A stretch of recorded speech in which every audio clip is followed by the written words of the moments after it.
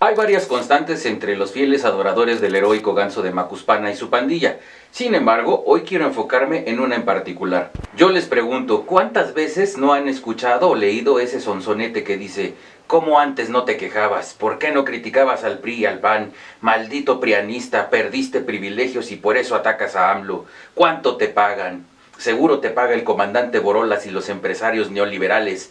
Y me podría seguir con un largo, etcétera. Dichos comentarios y o argumentos, pendejos pero argumentos al fin y al cabo, comúnmente son alimentados por personajes declarados abiertamente como chairos, fieles a su majestad Andrés Gansito I.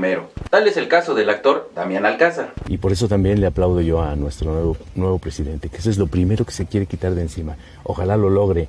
Ojalá lo dejen trabajar todos esos señores que son destructivos en la crítica y que nada más se la pasan, ahora sí que descalificándolo. En lugar de empujar todos el auto, empujar todos el carro, le están dando duro como no le dieron a los otros. Tal parece que extrañan a los otros.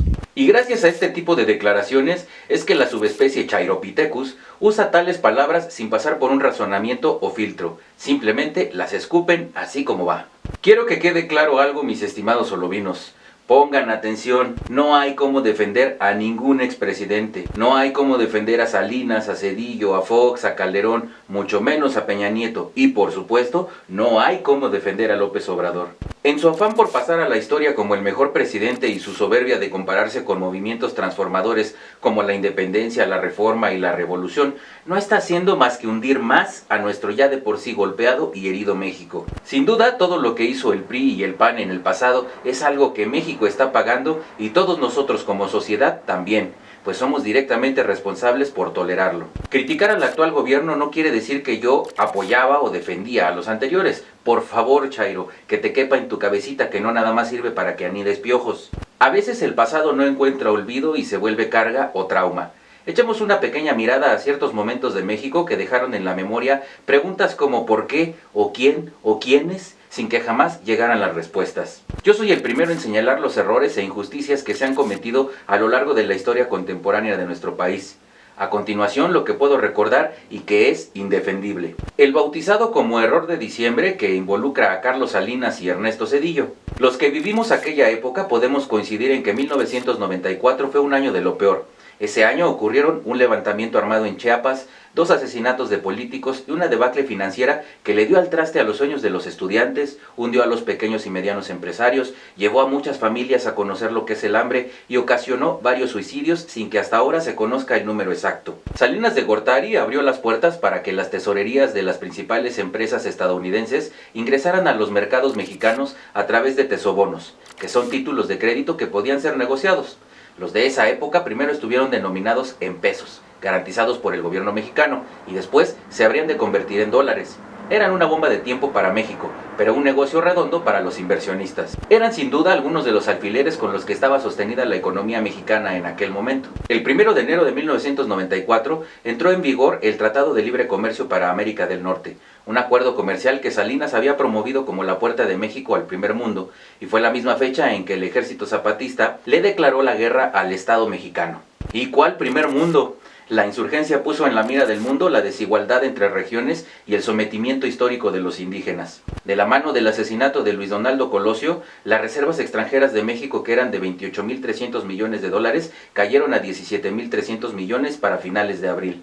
El país solo pudo hacer frente a la crisis financiera gracias al paquete de rescate de más de 50.000 millones de dólares del Tesoro de Estados Unidos, el Fondo Monetario Internacional y varios bancos centrales a través del Banco de Pagos Internacionales. Han pasado más de 20 años de esas tragedias y ni Salinas ni Zedillo han aceptado responsabilidad. Después de la crisis de diciembre del 94, el entonces presidente Zedillo anunció la creación del Fondo Bancario de Protección al Ahorro, el FOBAPROA, un instrumento con el que el gobierno se proponía rescatar el ahorro de los mexicanos en los bancos. En 1995 el mandatario argumentó que la quiebra de los bancos haría imposible el acceso a los créditos y los ahorradores no podrían disponer de sus depósitos. 3 años después el discurso había cambiado y la dirección del rescate también. Mediante la Ley de Protección al Ahorro Bancario, el FOBAPROA fue convertido en el Instituto para la Protección al Ahorro Bancario, el IPAB, y entonces las pérdidas económicas de los bancos privados se convirtieron en deuda pública. Es decir, el Fobaproa no ayudó a los ahorradores, sino que impulsó fortunas rápidas, formadas por la cesión de empresas públicas a intereses privados. En 1992 el presidente Salinas modificó el artículo 27 constitucional para convertir al ejido de propiedad comunal a propiedad privada.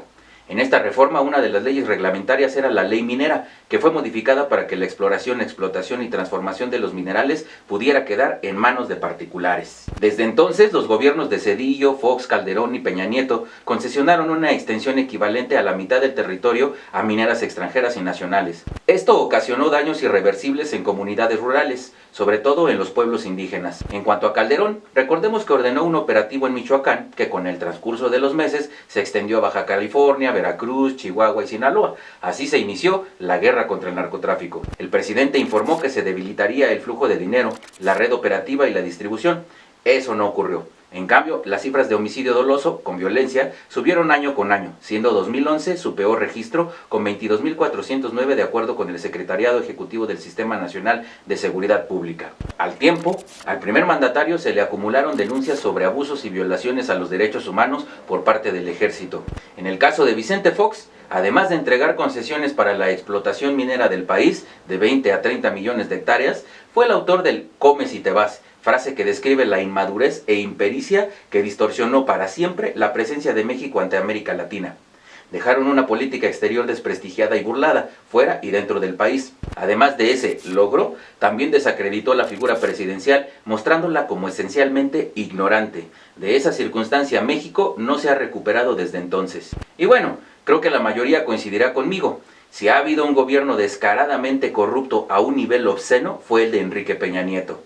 En 2018 concluyó su gobierno mientras México se colocó en el primer sitio del Barómetro Global de la Corrupción como el país más corrupto de América Latina. Los escándalos de corrupción se acumularon y el gobierno tenía 12.406.000 expedientes bajo reserva ante el Instituto Nacional de Acceso a la Información y Protección de Datos Personales, el INAI, el mayor número desde 2004. ¿Cómo olvidar que gracias a Aristegui Noticias se reveló que Peña Nieto poseía una mansión en la colonia Lomas de Chapultepec, obtenida mediante un crédito con una tasa de interés más baja que en el mercado, otorgado por un contratista millonario de su propio gobierno, Juan Armando Hinojosa Cantú?